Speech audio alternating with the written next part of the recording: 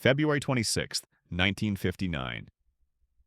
A search party trudges through the frozen Ural Mountains in Russia, looking for 9 missing hikers. What they find will become one of history's most disturbing mysteries. The tent is shredded, cut open from the inside. In negative 40-degree weather, these experienced hikers slashed their way out and ran barefoot into the darkness. Over the next 2 months, they find all 9 bodies. Some died of hypothermia, but others, massive internal injuries with no external wounds, like they'd been hit by a car. One missing her tongue and eyes, and some of their clothing was radioactive. This is the Dyatlov Pass Incident, and 65 years later, we still don't know what really happened. Let's break down the evidence and see if we can finally make sense of Russia's most terrifying mystery. January 1959. 9 experienced hikers, students, and a World War II veteran set out on a challenging trek through the northern Ural Mountains. Their leader, 23-year-old Igor Dyatlov, was a skilled outdoorsman who'd done this kind of thing before. There was supposed to be a 10th member, but Yuri Yudin got sick and turned back on day 2. He would be the only survivor. On February 1st, the group pitched their tent on the slopes of a mountain called Kholat Syakhl. In the local language, that translates to Dead Mountain. That night, something happened. Something so terrifying that all 9 hikers cut through their tent and fled into the frozen night in their underwear. The temperature? Negative 13 to negative 22 degrees Fahrenheit.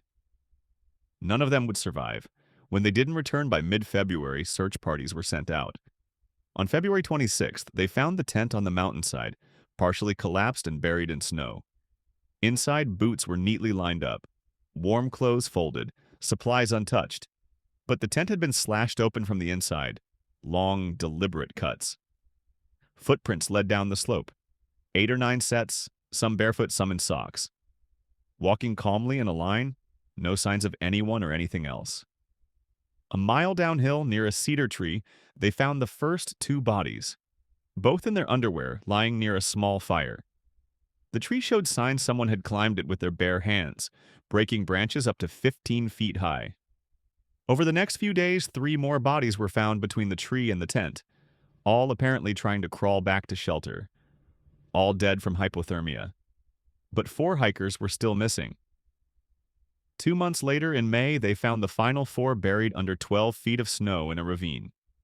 They were wearing clothes stripped from their dead friends, trying desperately to stay warm. And this is where it gets truly horrifying.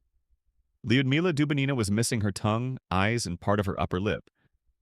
Her chest was completely crushed, ribs broken with such force that the medical examiner compared it to a high-speed car crash. No external wounds, just catastrophic internal damage. 2 others had similar injuries, broken ribs and severe chest trauma from an immense force. One had a fractured skull that should have killed him instantly, and some of their clothing tested positive for radiation. The Soviet investigation concluded the deaths were caused by a compelling natural force and closed the case. The files were classified for decades, so what really happened? Over the years, theories have ranged from rational to absolutely bizarre. Avalanche?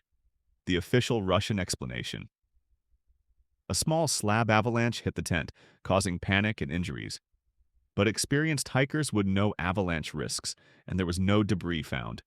Plus, the footprints looked calm and organized. Military testing. Some believe they witnessed a secret weapons test. This could explain the injuries, the radioactivity, and why the investigation was shut down so quickly. But there were no other footprints and no evidence of military presence. Infrasound? This one's actually scientifically interesting. Certain wind conditions in mountains can create infrasound, frequencies below human hearing that cause intense fear, anxiety, and panic. Studies show it can make people feel overwhelming dread for no rational reason. This would explain the seemingly irrational decision to flee the tent. Something stranger? Theories include attacks by the indigenous Mansi people, debunked, they helped search and had no motive.